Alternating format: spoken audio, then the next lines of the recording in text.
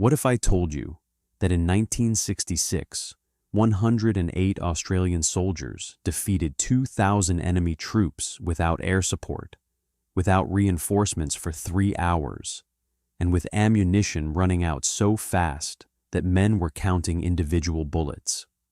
I'm talking about a tactical nightmare so desperate, so impossible, and so completely avoidable that it makes modern military disasters look like practice exercises. Imagine being outnumbered 20-1 in a rubber plantation with visibility measured in meters and a monsoon rain turning the battlefield into a vision of hell. That's exactly what happened at Long Tan. But that's not the scandal. The real scandal isn't about the 18 men who died, or the 2,000 enemy soldiers who fell. It's about the lesson that was written in blood and mud, and then deliberately ignored by the most powerful military machine in human history. Why did the Australian approach work when American billions failed? Why did small teams succeed where massive bases burned? And why has this specific comparison been treated like a military secret for 50 years? Stick with me because in the next few minutes, we are going to open the files on the battle that proved everything wrong about the Vietnam War. I'm going to show you how 108 men survived the impossible. I'm going to show you the method that embarrassed the generals. And I promise you, by the end of this story, you will never look at military strategy the same way again. The rain was coming, the enemy was closer, and nobody was coming to save them. It was sometime in late May or early June of 1966 when the engineers first arrived at the location that would become Nui Dat. And the irony of choosing this particular patch of Vietnamese real estate for a military base was already thick enough to strangle on. The site was a former rubber plantation in Phuoc Toi province, approximately 80 kilometers southeast of Saigon, and it sat like an exposed island in the middle of what had been Viet Cong territory for years. This was not neutral ground suddenly claimed for war.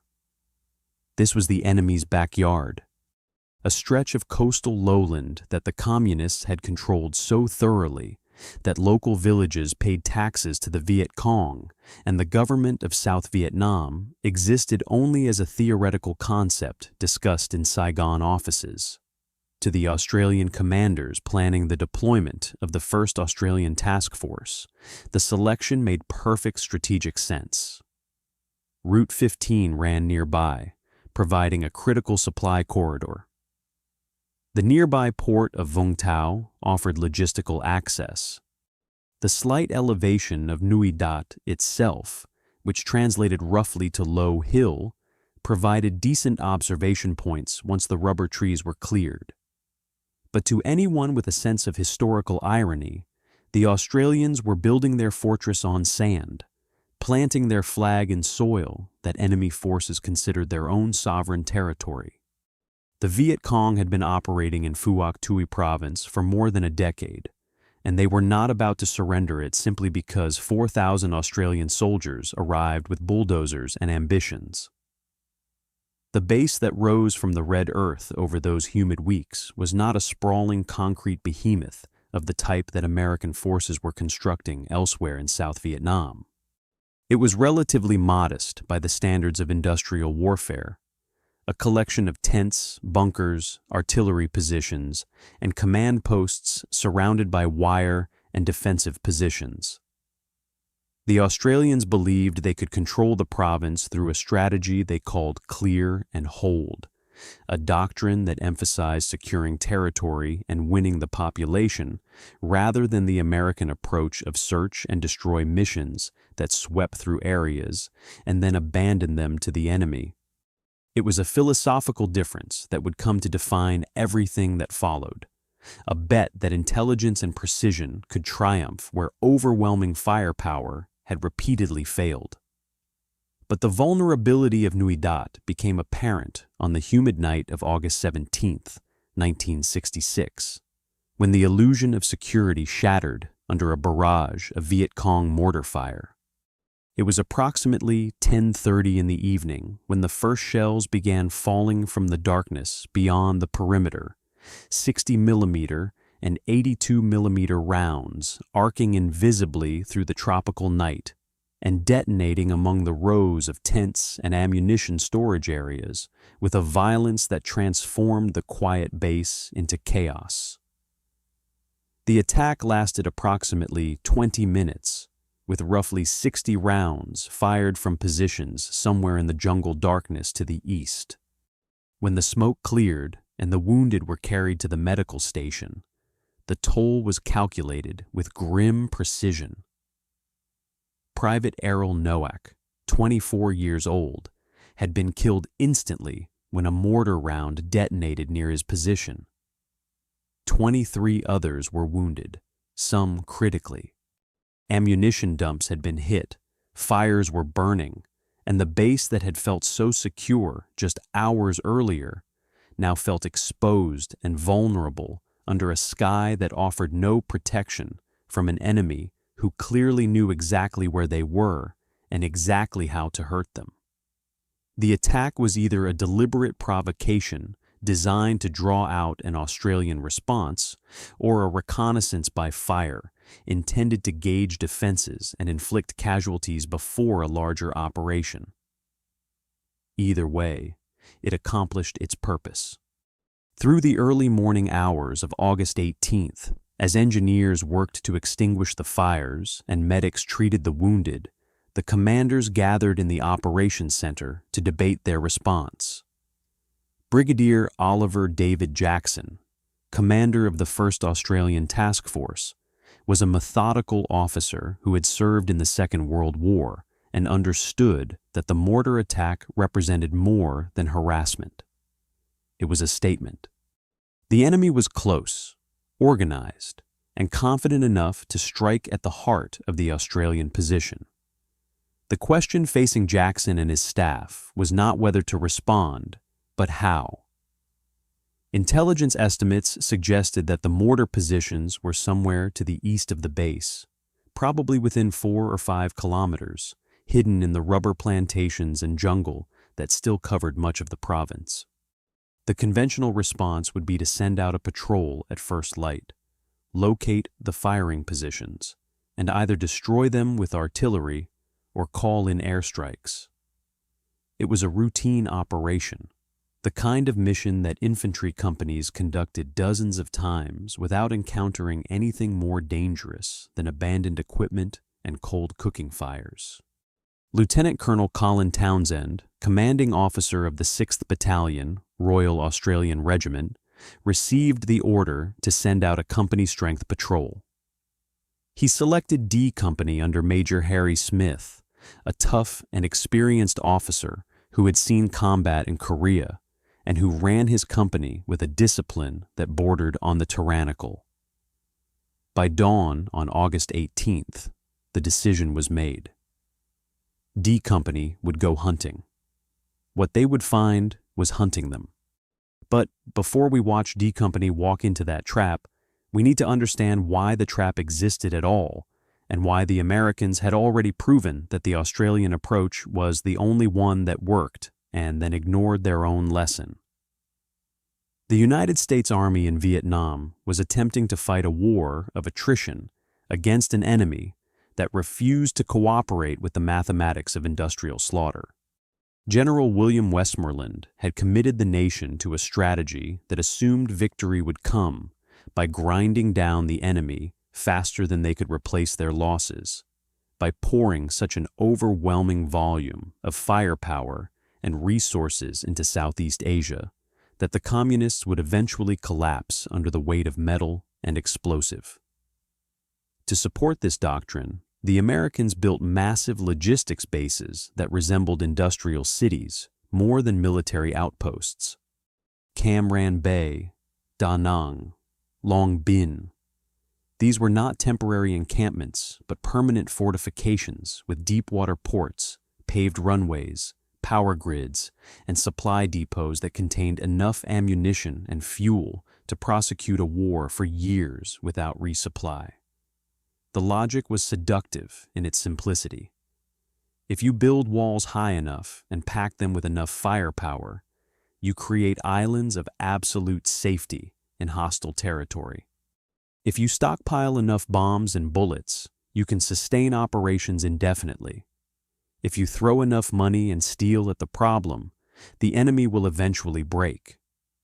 While the Americans were building logistics empires that cost millions of dollars and required thousands of personnel to maintain, the Australians in Phu Tuy province were operating on a shoestring budget with a completely different philosophy.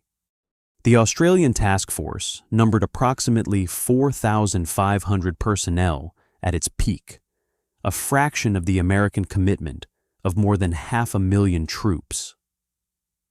The Australians could not afford to build massive bases or conduct large-scale search and destroy operations that consume thousands of artillery rounds and gallons of aviation fuel.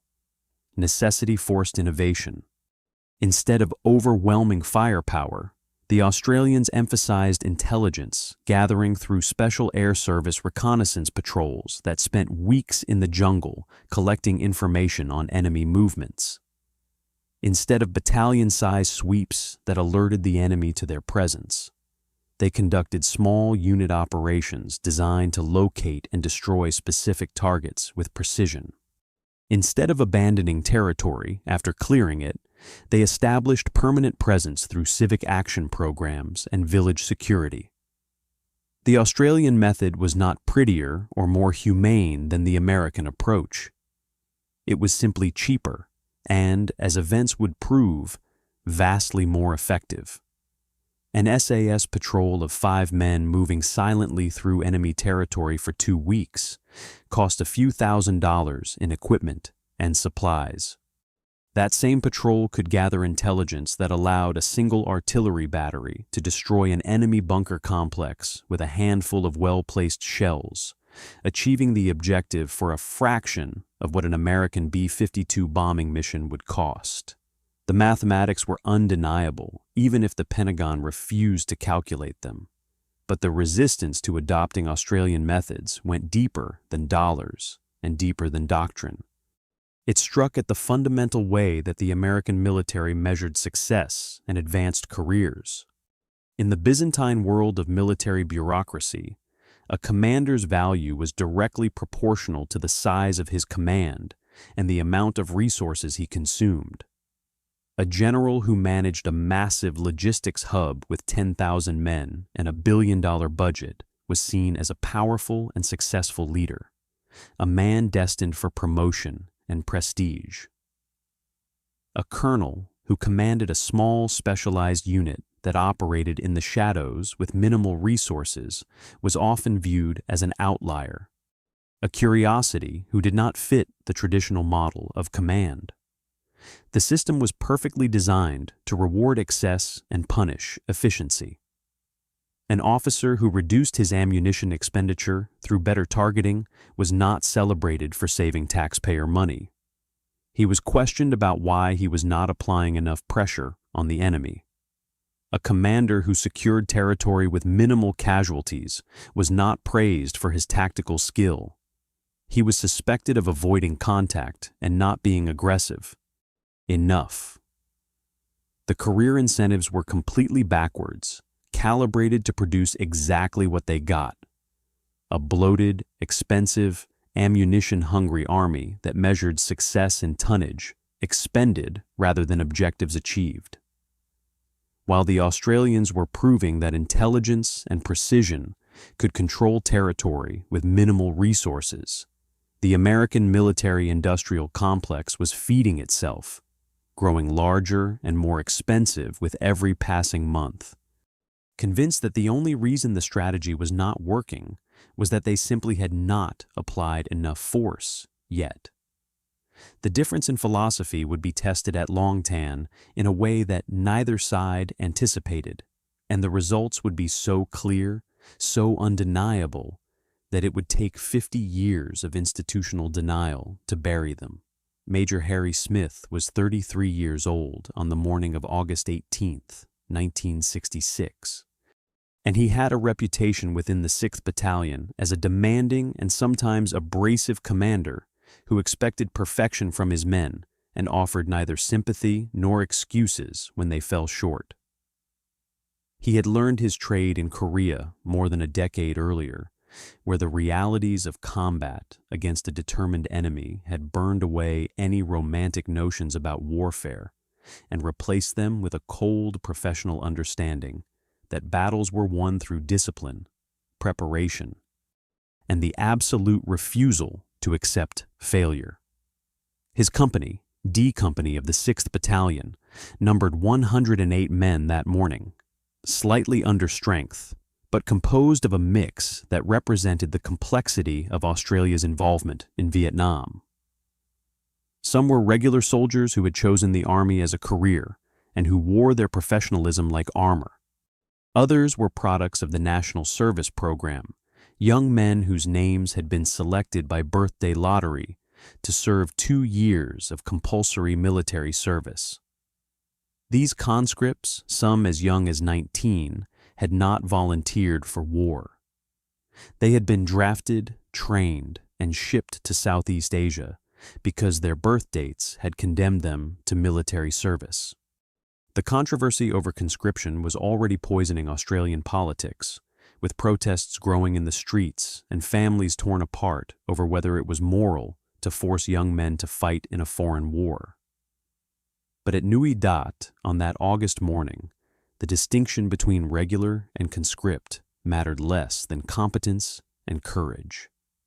The platoon commanders who would lead D Company into the rubber plantation were young men themselves, barely older than some of the soldiers they commanded. Second Lieutenant Jeff Kendall was 21 years old, a recently commissioned officer commanding 10 platoon on the company's right flank. Second Lieutenant Dave Sabin led 11 platoon, which would take point position during the patrol. Second Lieutenant Gordon Sharp commanded 12 platoon, responsible for rear security. The senior non-commissioned officer, Company Sergeant Major Jack Kirby, was a Korea veteran whose experience and steady presence provided the backbone of leadership that held the company together when officers fell or situations spiraled beyond control. Among the privates and lance corporals were men like Peter Dinham, 19 years old and a conscript who had been pulled from civilian life by the lottery and thrust into a war he barely understood. There were men like Bob Buick, a sergeant in 10 platoon and a Korea veteran at 31 years old whose combat experience would prove crucial in the hours to come. These were not supermen or elite commandos. They were ordinary soldiers, some volunteers and some conscripts, armed with the standard weapons of the Australian Army and trained to follow orders even when every instinct screamed at them to run. The mission briefing was routine to the point of mundane. D Company would patrol east from Nui Dat toward the suspected location of the enemy mortar positions that had shelled the base the previous night. They would locate the firing sites, destroy any equipment found, and pursue any enemy forces encountered. It was expected to be a day-long operation with minimal contact. Intelligence assessments suggested they might encounter a small Viet Cong unit, perhaps a platoon-sized element guarding the mortar positions, but nothing that a full company of Australian infantry could not handle. The men drew their ammunition, standard combat loads of magazines for their L1A1 self-loading rifles, belts for the M60 machine guns that provided the company's heavy firepower, grenades, and the small 2-inch mortars that offered limited indirect fire support.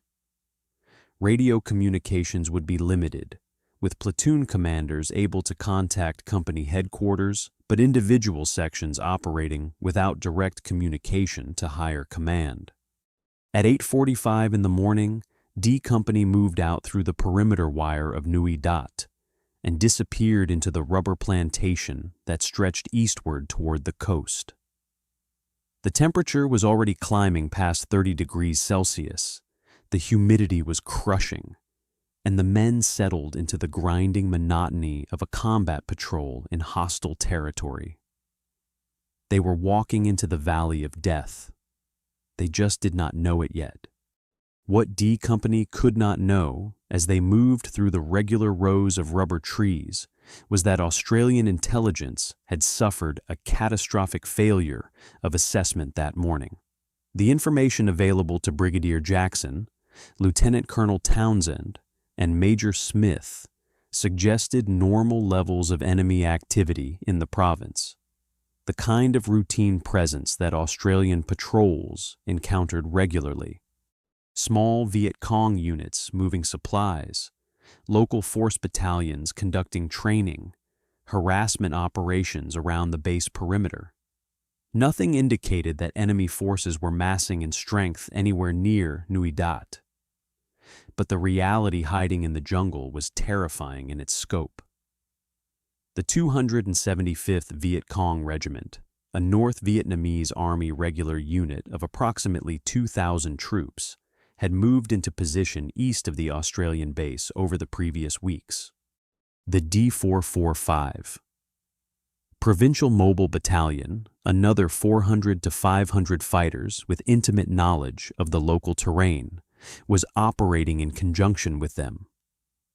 Combined, these forces represented a concentration of enemy troops larger than anything the Australians had yet faced in Phuoc Tuy Province. A deliberate massing of strength designed either to attack Nui Dat directly or to ambush any Australian response to the mortar attack. The intelligence failure was multi-layered and systemic. Australian SAS patrols, normally the eyes and ears of the task force, had not detected the enemy buildup. Signals intelligence had not intercepted communications suggesting a major operation. Local informants had either failed to report the troop movements or their reports had been dismissed as exaggerated. The commanders at Nui Dat were operating on an intelligence picture that bore almost no resemblance to reality. The irony was suffocating. The Australians prided themselves on intelligence-driven operations, on knowing the terrain and the enemy better than the Americans with their satellites and reconnaissance aircraft. Yet they had walked D Company directly into a trap that would have been obvious if anyone had suspected the enemy would be bold enough to concentrate regimental strength forces within striking distance of a fortified base. The fatal assumption was that the Viet Cong would not risk such exposure, that they would continue to operate in small, dispersed units as they had for years. But the enemy commanders, watching the Australians establish themselves at Nui Dat, had decided that a bold stroke might destroy the Australian presence before it could take root in the province. They were massing for a fight, and D Company was about to give them one. While Major Smith was moving his platoons through the rubber trees, confident that his intelligence picture was accurate and his mission routine, 2,000 enemy soldiers were watching from concealed positions, waiting for the Australians to walk deep enough into the killing zone that escape would become impossible. The trap was set. The bait had been taken. And nobody at Nui Dat had any idea that they had just sent 108 men to face regimental strength enemy forces with nothing but their rifles and their training. For 7 hours, D Company moved through the heat and humidity of the plantation, finding traces of enemy presence, but nothing alarming. Disturbed earth where mortars might have been positioned. Tracks in the mud suggesting small groups had passed recently. The kind of evidence that confirmed the enemy had been there, but offered no indication of strength or current location. The men were exhausted from the heat, soaked with sweat, moving with the mechanical efficiency of soldiers who had conducted dozens of similar patrols. At 3:40 in the afternoon, everything changed. 11 Platoon, moving as the forward element of the company, spotted approximately 20 to 30 Viet Cong fighters moving through the rubber trees ahead. The Australian soldiers opened fire immediately, the distinctive crack of L1A1 rifles echoing through the plantation. The enemy withdrew under fire, pulling back deeper into the rubber trees in what appeared to be a classic retreat. Lieutenant Sabin ordered his platoon to pursue, standard procedure for maintaining contact and preventing the enemy from escaping. The Australians advanced quickly, following the fleeing enemy into the regular rows of trees. Then the volume of return fire suddenly increased from a handful of rifles to what sounded like hundreds of weapons firing simultaneously. Sabin's radio crackled with the realization that would define the next 3 hours. "We have got hundreds of them." The Viet Cong had not retreated. They had led the Australians directly into the killing zone. Major Smith received the report and made the first critical decision of the battle. Instead of withdrawing or attempting to disengage, he ordered D Company into an all-round defensive position. 11 platoon would hold the forward left flank where contact had been made. 10 platoon under Lieutenant Kendall would deploy to the right flank. 12 platoon under Lieutenant Sharp would secure the rear. Company headquarters with the 2-inch mortar section would occupy the center.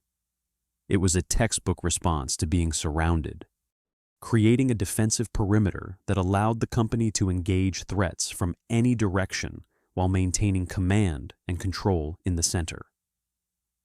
But as the platoons moved into position and the first coordinated enemy assault began, the mathematics of the situation became horrifyingly clear. The Australians were facing not a company or even a battalion, but what appeared to be a regimental strength force. Estimates would later suggest between 1,500 and 2,500 enemy troops, meaning D Company was outnumbered by a ratio of somewhere between 15-1 and 20-1. Those were not combat odds. Those were execution numbers. At 4:05 in the afternoon, Smith called for artillery support, and within minutes, the first 105mm shells began landing in the rubber plantation around the Australian position. The artillery coordination that followed would become one of the most critical factors in the battle's outcome, a demonstration of how integrated fire support could multiply the combat power of a small isolated unit. The forward observers with D Company were in constant radio contact with the gun batteries at Nui Dat, adjusting fire missions in real time as the tactical situation evolved. When enemy forces massed for an assault on the left flank, artillery shells would land among them before they could organize the attack. When pressure increased on the right, fire would shift to break up enemy formations before they could close the distance. The process was not glamorous or technological. It was simple radio communication, map coordinates, and highly trained gunners who could put high explosive shells exactly where they were needed within minutes of the request. But that coordination, that ability to call down precision fire support on demand, was the difference between the Australian approach and the American approach. The Americans dropped bombs from aircraft flying at altitude, or fired artillery barrages at grid coordinates hoping to hit something. The Australians integrated their fire support so completely with their infantry that the two functioned as a single weapon system, each element supporting and enabling the other. But artillery alone could not stop what was coming. The enemy commanders, realizing they had cornered a full Australian company, began coordinating their assault. The 275th Regiment deployed its companies in a classic envelopment, attacking from multiple directions simultaneously to prevent the Australians from concentrating their defensive fire. The Viet Cong plan was simple and brutal. They would mass troops for human wave attacks, absorbing casualties from Australian rifle fire and artillery, but trusting that sheer numbers would eventually overwhelm the defenders. Once the Australian position collapsed, they would overrun the survivors and continue toward Nui Dat itself. demonstrating that the Australian base was vulnerable and that the province remained under communist control. It was a calculated gamble based on the assumption that 108 Australians, no matter how well trained, could not hold against 2,000 attackers for more than an hour or two. The mathematics seemed undeniable, but the mathematics did not account for training, discipline, and the absolute refusal to accept defeat that characterized the Australian soldiers, who now found themselves fighting for their lives. The first major assault wave hit D Company's position at approximately 4:30 in the afternoon, just as the sky began to darken with the approaching monsoon. Scores of Viet Cong soldiers advanced through the rubber trees in coordinated rushes, firing AK-47 rifles and RPG rocket launchers as they closed the distance to the Australian lines. The defenders opened fire with controlled discipline, each soldier picking targets and engaging with aimed shots rather than spraying bullets wildly. The M60 machine guns, positioned to cover the most likely approach routes, fired in short bursts to conserve ammunition and prevent barrel overheating. The sound was overwhelming, even to men who had trained for combat. The crack of rifles and the deeper roar of machine guns mixing with the explosions of grenades and the whistle of incoming artillery shells that landed so close to the Australian position that shrapnel and debris rained down on the defenders. The first assault wave broke against the Australian fire like water against rock, enemy soldiers falling in the open ground between the rubber trees as the disciplined fire from D Company cut through their formations. Bodies began to accumulate in the mud, testimony to the effectiveness of well-trained infantry fighting from defensive positions. But the casualties did not deter the attackers. They regrouped and came again. Then the monsoon arrived, and the battlefield transformed into something from a nightmare. The rain came not as a gradual increase, but as a sudden torrential downpour, the kind of tropical deluge that reduces visibility to 10 or 20 meters and turns the ground into a quagmire within minutes.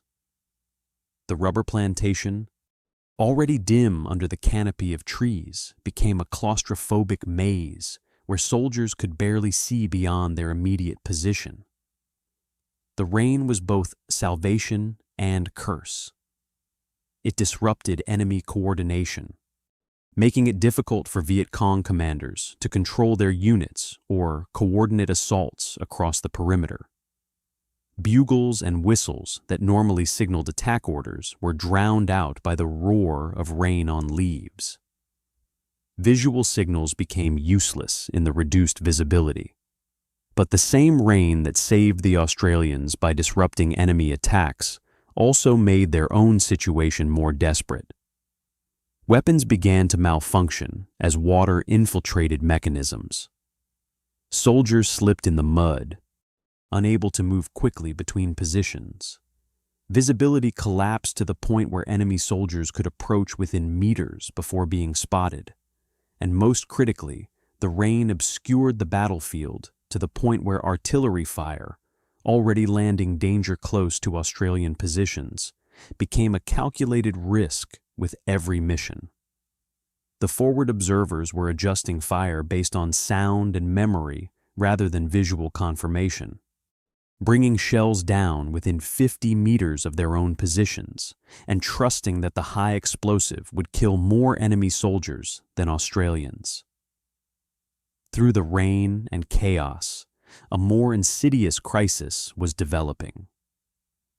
D Company was burning through ammunition at a rate that was simply unsustainable.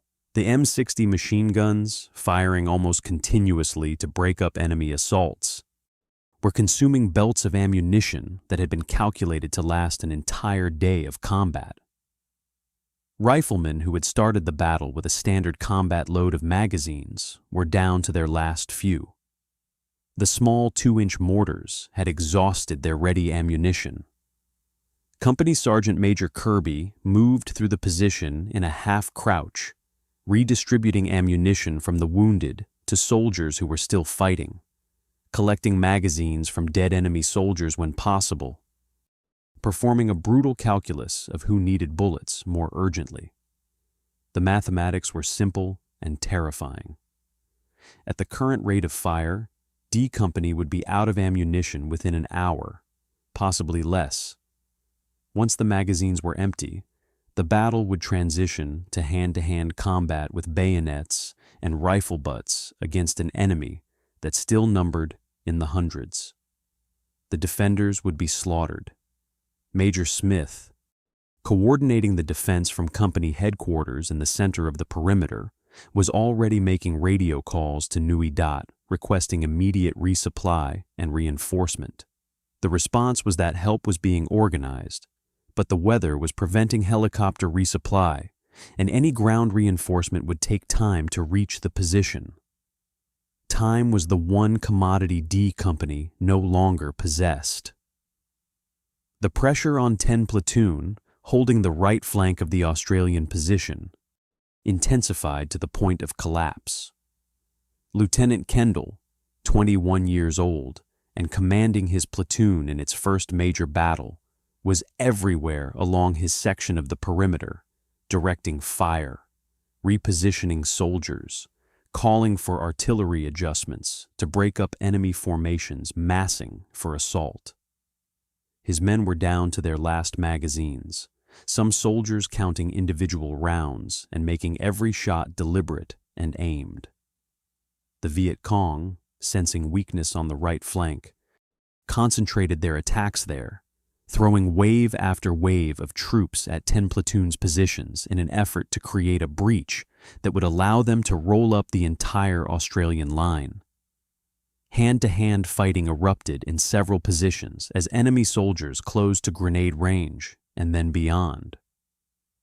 Australian soldiers fixed bayonets, a gesture that would have seemed antiquated in an era of automatic weapons, but which now represented the grim reality that they were about to be overrun. Grenades were exchanged at distances measured in meters, the explosions adding to the deafening cacophony of rifle fire, artillery, and the relentless drumming of monsoon rain.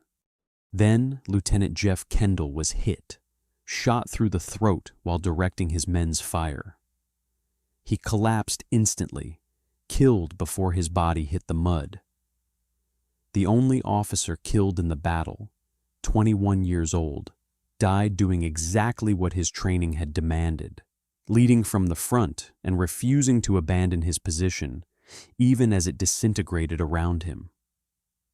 Sergeant Bob Buick, a 31-year-old Korea veteran, immediately took command of 10 Platoon.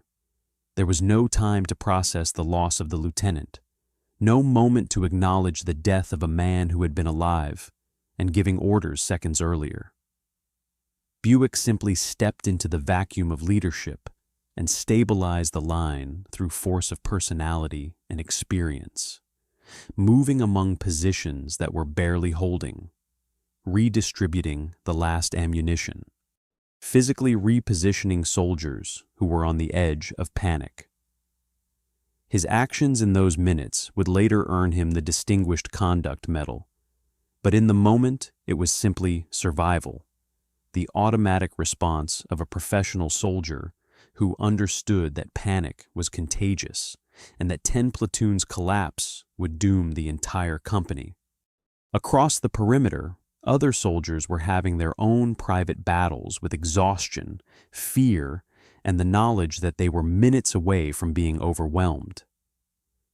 Private Peter Dinham, 19 years old and a conscript who had not volunteered for any of this, would later describe counting his remaining rounds and realizing he had 7 bullets left. 7 rounds between life and certain death. He fixed his bayonet and prepared for what came next.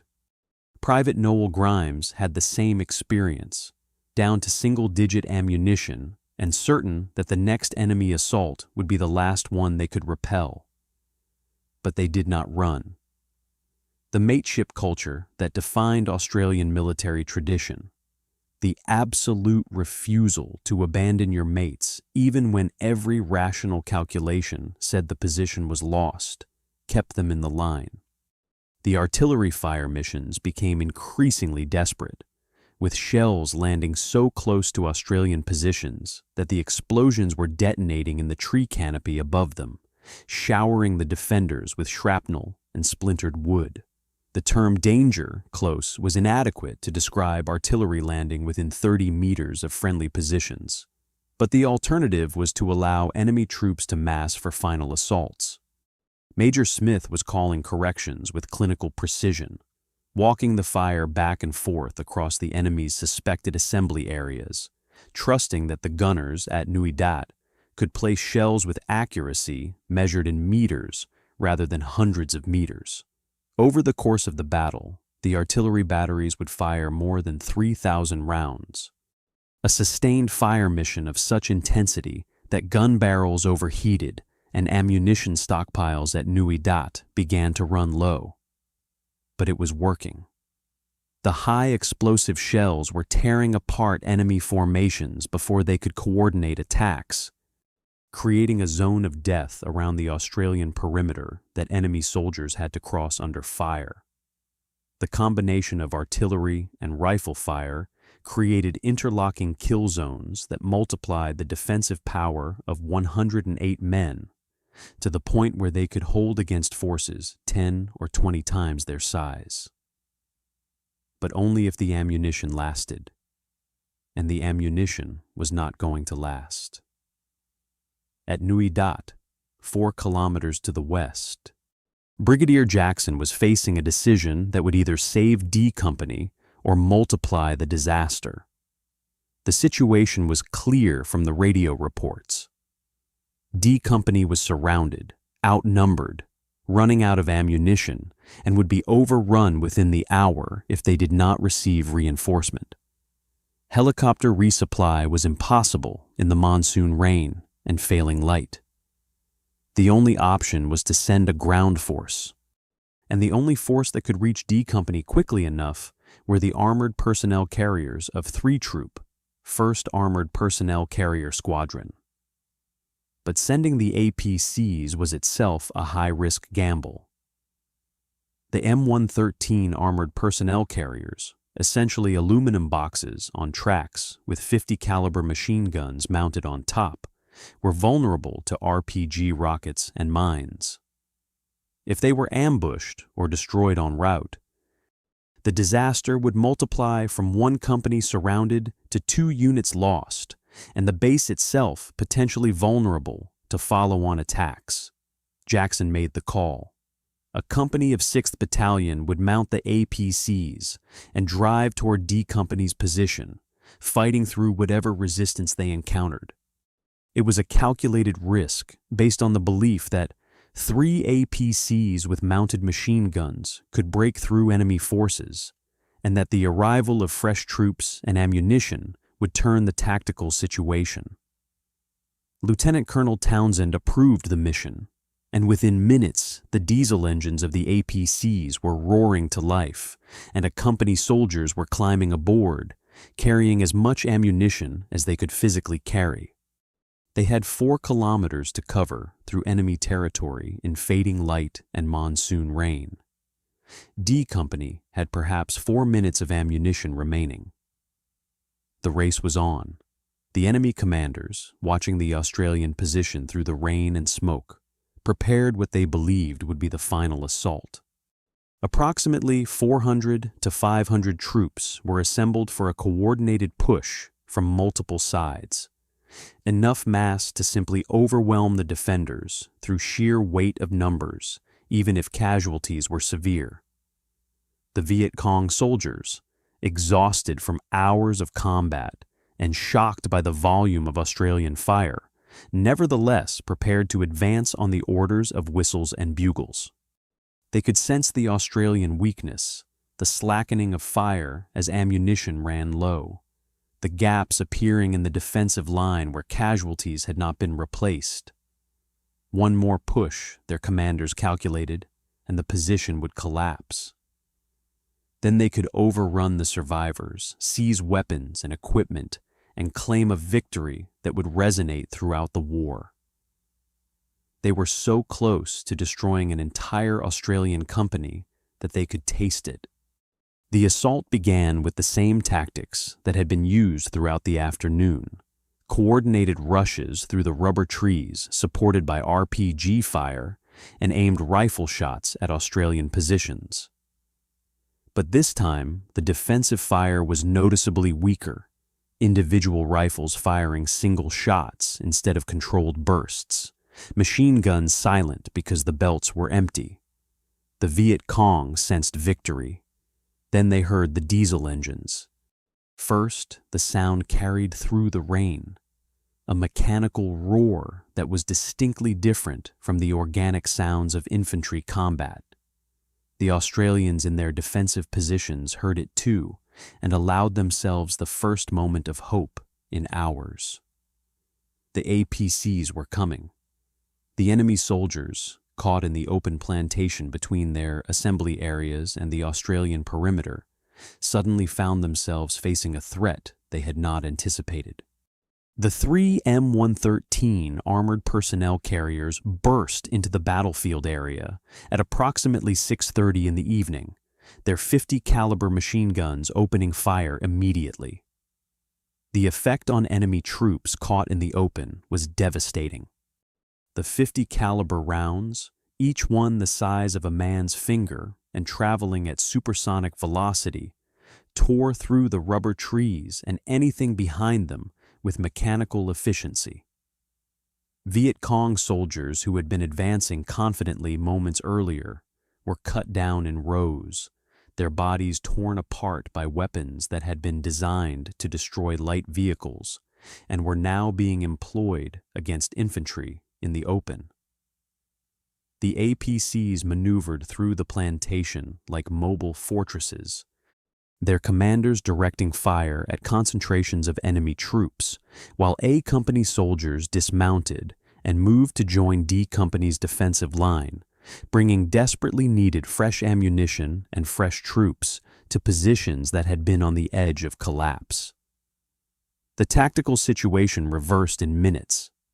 The enemy forces, which had been preparing for a final victorious assault, suddenly found themselves exposed and under fire from weapons they could not effectively counter.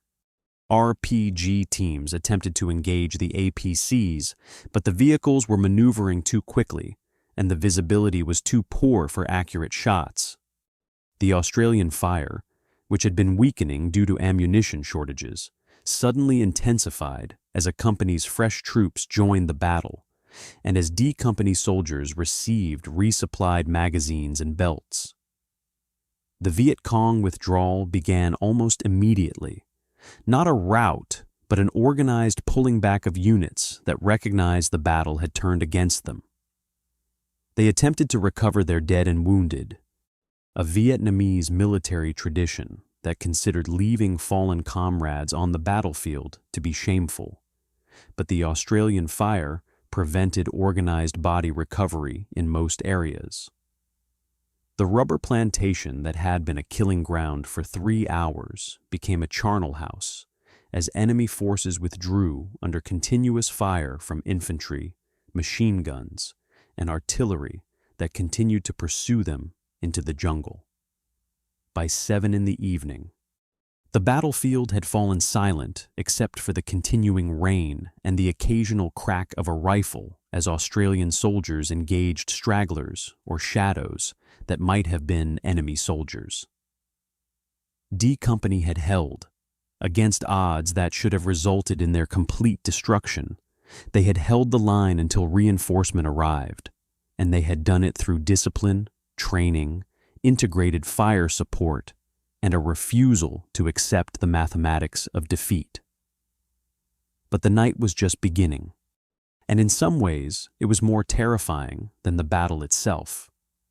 The Australians remained in their defensive positions throughout the night of August 18th into the 19th, soaked, exhausted, and experiencing the psychological crash that follows sustained combat. The adrenaline that had kept them functioning through 3 hours of desperate fighting was draining away, replaced by trembling hands, uncontrollable shivering despite the tropical heat, and the 1,000-yard stare of men who had looked directly at their own deaths and survived through factors they barely understood. The rain continued throughout the night, drumming on helmets and equipment, turning the defensive position into a swamp of mud and spent cartridges. Sleep was impossible. Every sound in the darkness beyond the perimeter could be an enemy probe, a counterattack, a sapper team trying to infiltrate the position. Artillery fire missions continued intermittently through the night, shells landing on suspected enemy withdrawal routes or assembly areas based on intelligence that was more guess than certainty. Sporadic small arms fire crackled through the darkness as nervous soldiers engaged shadows, or as wounded Viet Cong soldiers, unable to crawl away from the battlefield, died slowly in the mud. The psychological state of the survivors was a mix of shock, disbelief, and the beginning of what would later be called post-traumatic stress disorder, but which in 1966 was simply called combat fatigue, or not recognized at all. Men sat in their fighting positions replaying the battle in their minds, wondering how they had survived when the soldier next to them had not, questioning decisions made in fractions of seconds that had determined who lived and who died. The smell of the battlefield was overwhelming, a mix of cordite from expended ammunition, blood both Australian and Vietnamese, the acrid stench of high explosive residue, and the organic decay that begins immediately in tropical heat. Some men vomited from stress and exhaustion. Others simply stared into the darkness, their minds unable to process what they had experienced. Company Sergeant Major Kirby moved through the positions as he had during the battle, checking on the wounded, ensuring that defensive sectors remained manned, providing the steady presence of leadership that kept the survivors functioning. Major Smith, his voice hoarse from hours of shouting orders and calling artillery missions, coordinated with battalion headquarters on plans for evacuation of the wounded and resupply of ammunition. The immediate danger had passed, but the trauma was only beginning to manifest itself. Dawn on August 19th revealed what the rain and darkness had hidden. First light brought visibility back to the rubber plantation, and what the Australians saw confirmed the scale of what they had survived. The systematic count of enemy casualties began immediately, a grim task that required walking through the battlefield and identifying bodies among the mud and shattered trees. The official Australian count would eventually reach 245 enemy dead found on the battlefield, each one documented and recorded. But the evidence suggested that number was a dramatic undercount of the actual enemy casualties. Blood trails led away from the battlefield in dozens of directions, marking where wounded or dead soldiers had been dragged by their comrades during the withdrawal. Drag marks through the mud showed organized body recovery efforts, attempts to remove fallen soldiers that had been interrupted by continuing Australian fire. Abandoned weapons, equipment, and personal effects littered the ground, suggesting hasty withdrawals and troops who had fled without time to police the battlefield. Conservative estimates based on the physical evidence suggested total enemy casualties, killed and wounded, were somewhere between 500 and 1,000, with the actual number likely never to be known with certainty, because Vietnamese forces successfully removed many of their casualties before dawn. The Australian casualties were counted with precision and recorded with the care that acknowledges that these were not statistics, but individuals with names and families. 18 men killed in action, 24 wounded, some seriously enough that they would require extended hospitalization and recovery. Out of 108 soldiers engaged, 42 had become casualties, a casualty rate of 39%. 10 platoon, which had held the right flank where Lieutenant Kendall died, had suffered the worst losses with 11 killed, including their commander. The names of the dead would be recorded on memorials and spoken at ceremonies for decades to come. Private Richard Stanley Parker, Private Robert Christopher Meller, Lance Corporal Norm John Womel, Second Lieutenant Jeff Kendall, Private Wayne Robert McLeod, Private Gregory Thomas Vincent, Private Brian Mai, Private Neil Stanley Rankin, Private Ian Alexander Campbell, Private Donald George Beard, Private James Richard, Richmond, Private Robert Leonard Botel, Lance Corporal Barry Francis Meller, Private David John Morris, Private Paul Joseph Large, Private Graham Frederick Smith, Private Robert Neil Eglinton, Private Gordon Francis Sharp. Each one had been alive that morning, moving through the rubber plantation with their mates, and now they were gone. Some had died instantly, killed by single shots or shrapnel. Others had died slowly, bleeding out in the mud while medics tried desperately to save them. All of them had done their duty as they understood it, holding the line even when the mathematics said the position was lost. The battlefield itself bore testimony to the intensity of the fighting. Thousands upon thousands of spent cartridge casings littered the ground. Brass and steel cases that marked where defensive positions had poured fire into attacking enemy formations. The rubber trees were shredded by bullets and shrapnel, bark stripped away, and wood splintered by the volume of fire that had swept through the plantation. Artillery craters pockmarked the ground, some within meters of where Australian soldiers had been fighting, testament to the danger-close fire missions that had kept enemy forces at bay. Blood was everywhere, soaked into the mud and pooled in low spots, impossible to distinguish Australian from Vietnamese. The smell would linger for days, a combination of death and explosive residue that soldiers who survived would remember for the rest of their lives. As D Company was withdrawn to Nui Dat for rest and debriefing, the realization of what they had accomplished began to filter through the shock. 108 men had faced approximately 2,000 enemy troops and not only survived, but inflicted casualties at a ratio that seemed impossible. The Battle of Long Tan, as it would come to be known, had lasted approximately 3.5 hours from first contact to the arrival of the APCs, and in that time, D Company had proven that training, discipline, and integrated fire support could overcome overwhelming numerical odds. The immediate reaction from Australian commanders was a mix of relief and horror. Relief that D Company had survived, and that the enemy had been dealt a severe defeat. Horror at how close the outcome had come to total disaster, and how many factors had aligned by luck or providence to prevent the annihilation of an entire company. The after-action analysis would identify multiple points where different decisions or different timing would have resulted in catastrophe. If the APCs had been delayed by even 15 minutes, D Company would likely have been overrun.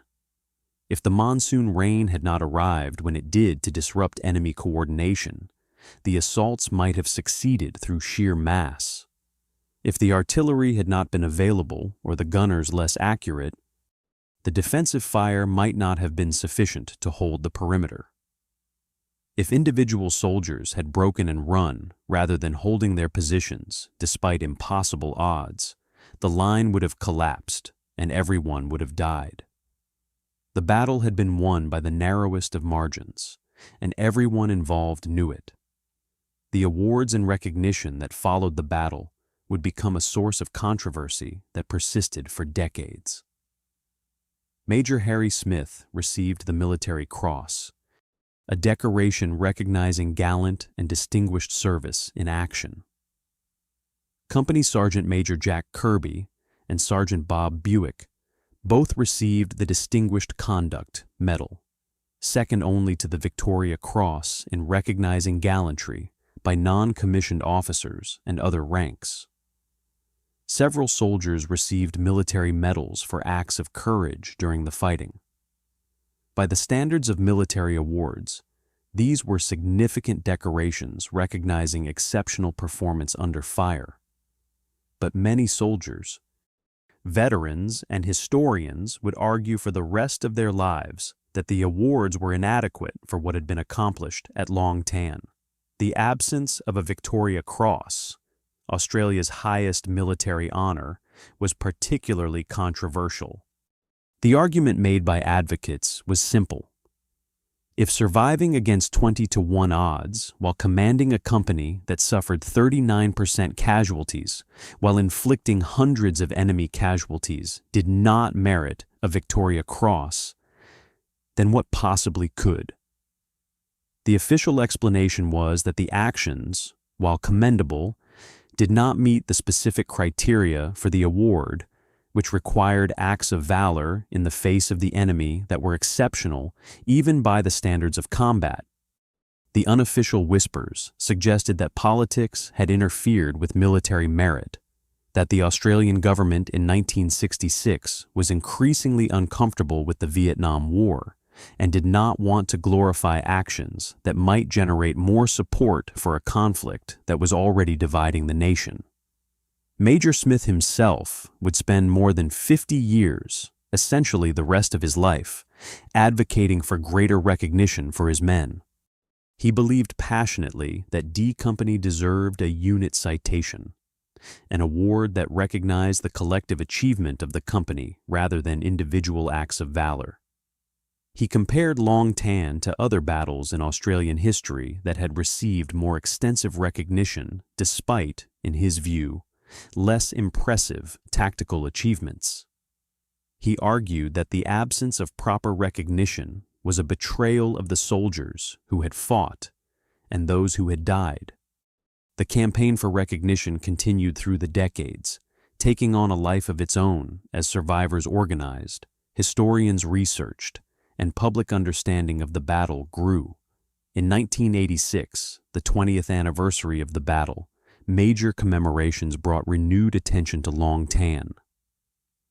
In 2008, the Long Tan Medallion was created specifically for survivors of the battle. In 2010, the Long Tan Cross was established as a recognition device. The 50th anniversary in 2016 saw massive commemorations, including attendance by Australian Prime Minister Malcolm Turnbull at ceremonies both in Australia and at the Long Tan Cross Memorial Site in Vietnam. Harry Smith died in 2024, still believing that the recognition his men received, while improved over the decades, remained inadequate to the achievement. The controversy over awards at Long Tan became emblematic of a larger question about how nations recognize military service and whether political considerations should ever influence decisions about honoring soldiers who risk everything in combat. But while the medals were being debated and the survivors were processing their trauma, the broader strategic lessons of Long Tan were being systematically ignored by the military establishment that should have learned from them. The battle had proven beyond any doubt that the Australian approach to counterinsurgency worked. Small units, integrated fire support, intelligence-driven operations, and emphasis on precision over mass had allowed 108 soldiers to defeat a force 20 times their size. The cost in Australian lives, while tragic, was minimal compared to the enemy casualties inflicted. The strategic impact was significant, as Viet Cong forces in Phuoc Tuy province shifted their tactics away from direct confrontation with Australian units and toward mine warfare and ambushes. The province gradually came under greater Australian control through the clear and hold operations that Long Tan had validated. By every metric that mattered, the Australian task force achieved its objectives in Phuoc Tuy with a fraction of the resources that American forces were consuming elsewhere in Vietnam. The total Australian casualty count for the entire war, 521 killed in action out of approximately 60,000 who served, compared to American losses of more than 58,000 killed, suggested that the Australian approach was not only effective, but dramatically more efficient in terms of lives lost per objective achieved.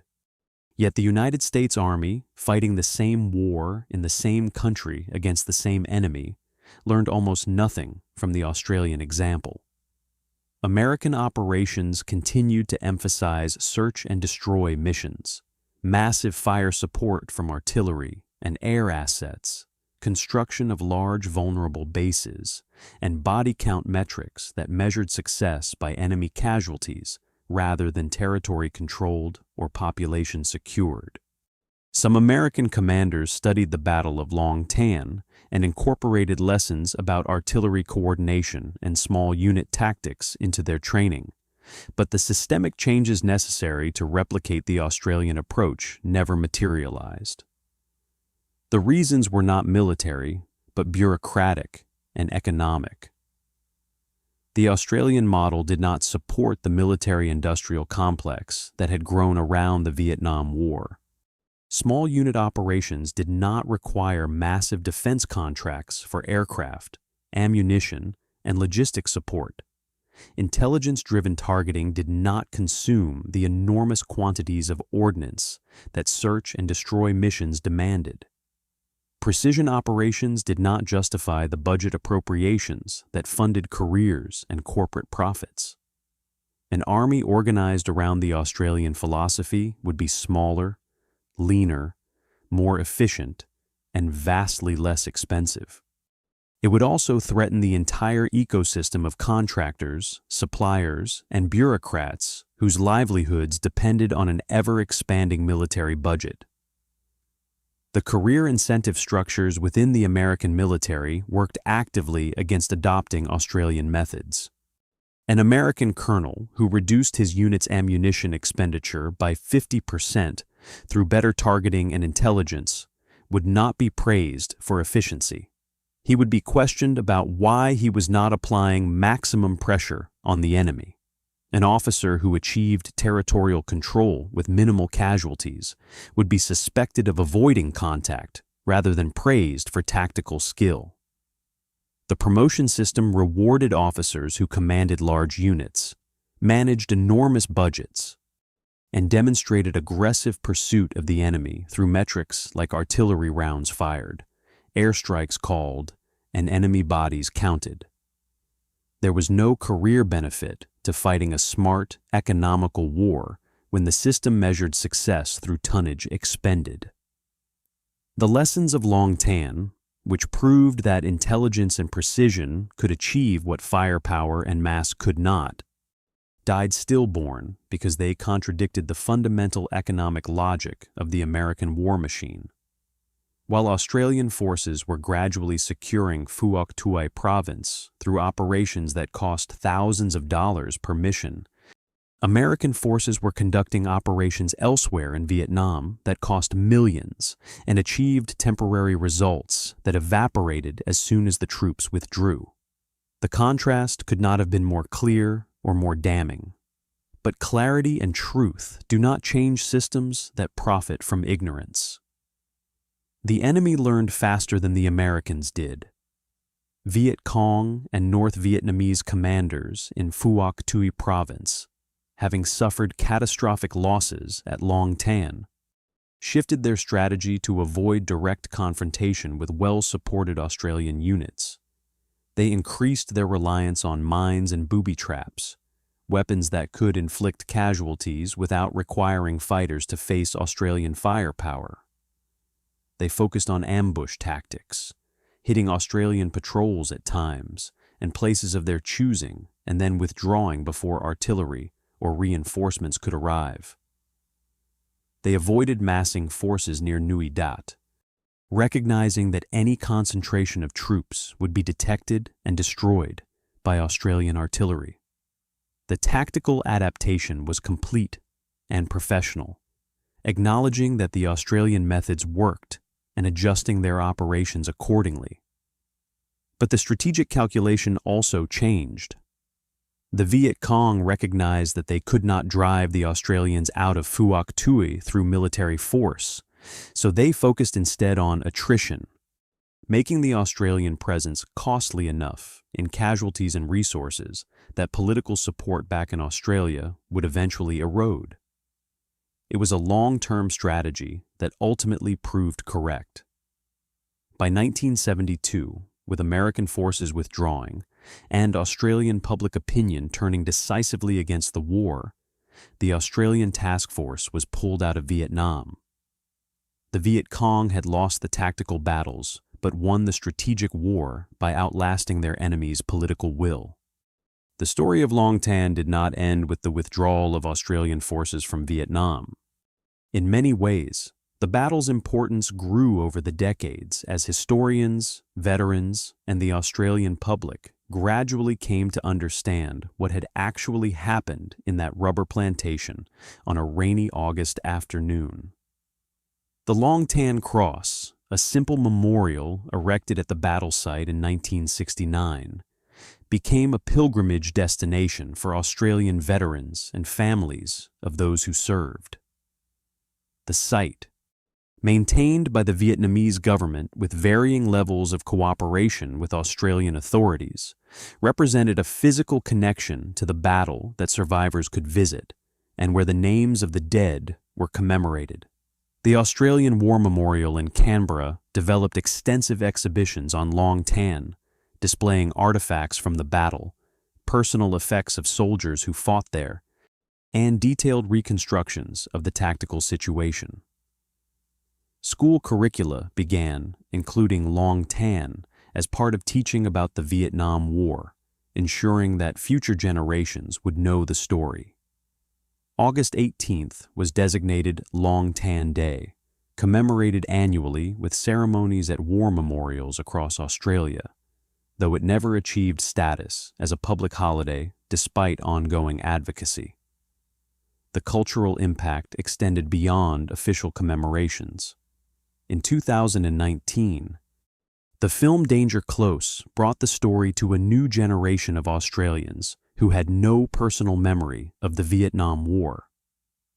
Starring Australian actor Travis Fimmel, the film attempted to recreate the battle with historical accuracy while necessarily compressing and dramatizing events for cinematic effect. Veterans who attended screenings generally praised the film for capturing the chaos and terror of the fighting, though some quibbled with specific tactical details or the portrayal of individual soldiers. The film's existence demonstrated that Long Tan had achieved a permanent place in Australian military mythology, alongside Gallipoli, Kokoda, and Tobruk, as defining moments when Australian soldiers faced impossible odds and refused to yield. But the mythology also complicated the history, as popular understanding of the battle sometimes emphasized heroic narratives at the expense of acknowledging the complexity, the luck, the near disaster, and the institutional failures that made the battle necessary. Military professionals continued to study Long Tan as a case study in small unit leadership, fire support coordination, and maintaining discipline under extreme pressure. The battle appeared in curricula at military colleges in Australia and other Commonwealth nations, used to teach lessons about decision-making under fire, the importance of training and discipline, and the integration of combined arms in combat. The specific techniques used by the artillery batteries at Nui Dat, the fire control procedures that allowed shells to land within meters of friendly positions, became models for training forward observers and fire support coordinators. The fact that conscripts had performed as well as regular soldiers, fighting with courage and skill despite having been drafted against their will, complicated narratives about the quality of volunteer versus conscript forces. Long Tan proved that training and leadership mattered more than individual motivation, that young men who had not chosen military service could still perform extraordinary acts when properly prepared and led. That lesson had implications for military force structure debates that extended far beyond the Vietnam War. The legacy of Long Tan for the survivors themselves was complicated and often painful. Many of the men who fought in that rubber plantation carried psychological scars for the rest of their lives, suffering from what is now recognized as post-traumatic stress disorder, but which was poorly understood and inadequately treated in the decades immediately following the war.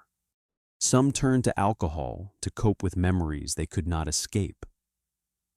Some withdrew from families and communities, unable to explain or share experiences that seemed incommunicable to people who had not been there. The strong bonds of mateship that had kept them fighting during the battle often kept them connected afterward, with survivors maintaining contact, attending reunions, and supporting each other through the difficulties of readjustment to civilian life. The Long Tan survivors formed a distinct community within the larger Australian veteran population, bound by shared experience of a specific few hours that had defined their lives. As they aged into their 70s and 80s, the survivor community gradually diminished, with each death marked by memorial services where the same stories were told again and the same questions asked about recognition and remembrance. The knowledge that the survivors would all eventually pass away gave urgency to documentation efforts, oral history projects, and the creation of permanent records that would preserve their accounts for future generations. The uncomfortable truth that veterans and historians wrestled with was that Long Tan represented both Australia's finest hour in Vietnam and a profound strategic failure. At the tactical level, D Company had achieved a victory that was remarkable by any standard, holding against impossible odds and inflicting devastating casualties on the enemy. At the strategic level, the battle proved that Australian counterinsurgency methods worked better than American search and destroy operations. But at the grand strategic level, Australia was fighting in a war that was unwinnable through military means, supporting an ally whose strategy was fundamentally flawed, and committing Australian soldiers to a cause that would ultimately fail when South Vietnam collapsed in 1975. The soldiers at Long Tan had done everything asked of them, and more, but their valor and sacrifice could not compensate for strategic errors made by politicians and generals. The tension between honoring the soldiers' achievement and acknowledging the war's ultimate futility created complex emotions around Long Tan commemorations, as Australians tried to celebrate tactical excellence while grappling with the larger failure of the war itself. In the final analysis, Long Tan matters not because it changed the outcome of the Vietnam War, which it did not, but because it crystallized truths about modern warfare that remain relevant decades later.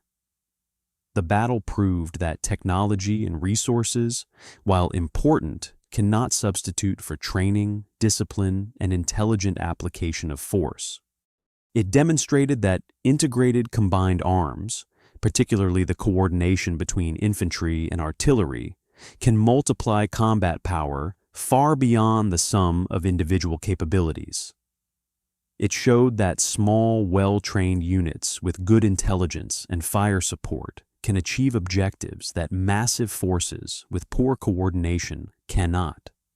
It revealed that courage and skill exist independent of whether soldiers volunteered or were conscripted, and that leadership matters more than individual motivation.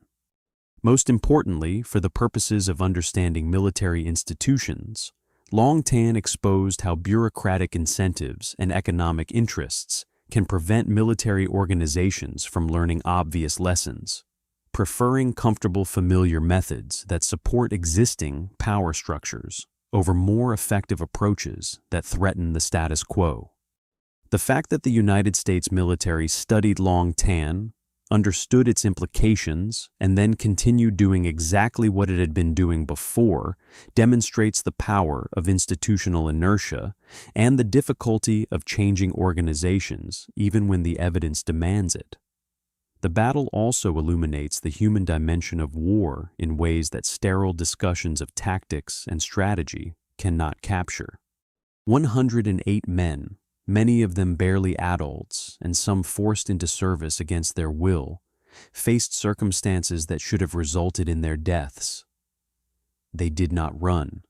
They did not surrender. They held their positions and did their jobs under conditions of extreme physical and psychological stress. Watching friends die beside them, knowing the mathematics said they were going to die too, but refusing to yield because that was what their training demanded, and because they would not abandon their mates. That kind of courage is impossible to quantify or reduce to tactical lessons, but it represents something essential about human behavior under extremity. The story of Long Tan is ultimately a story about ordinary people confronting extraordinary circumstances and discovering reserves of strength they did not know they possessed. It is about 19-year-old conscripts counting their last bullets and fixing bayonets because retreat was not an option. It is about officers continuing to lead even as they bled out in the mud. It is about sergeants redistributing ammunition from the dead to the living and refusing to acknowledge that the situation was hopeless. It is about gunners at Nui Dat firing mission after mission through the rain, trusting that their calculations were accurate enough to kill the enemy without killing their own men. 108 men walked into a rubber plantation on the morning of August 18th, 1966. 18 of them never walked out. 24 more came out wounded. The rest came out changed in ways they would spend the rest of their lives trying to understand. They had done something that military doctrine said was impossible, surviving against regimental strength forces through a combination of training, luck, courage, and artillery support. They had proven that the Australian approach to counterinsurgency worked, that intelligence and precision could achieve what mass and firepower could not. But the lesson died with them, buried under mountains of bureaucratic resistance and economic interests that profited from continuing exactly the mistakes that Long Tan exposed. The giant kept building its bases and spending its billions. The ghosts kept winning their small, quiet victories. And nobody in power wanted to admit that the ghosts had been right all along. That is the real scandal of Long Tan, not the battle itself, which was a remarkable tactical victory, but the willful institutional blindness that followed, the deliberate choice to ignore a lesson written in Australian blood, because acknowledging it would have required admitting that the entire American approach to the war was fundamentally wrong.